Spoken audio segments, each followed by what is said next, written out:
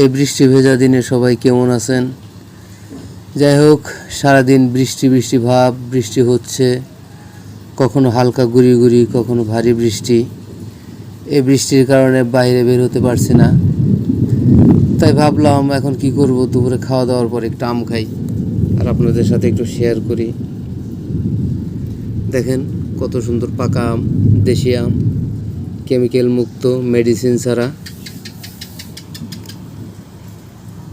সবাই ভালো থাকবেন, পাশে থাকবেন, সবার জন্য শুভকামনা রইল। ধন্যবাদ বন্ধুগণ।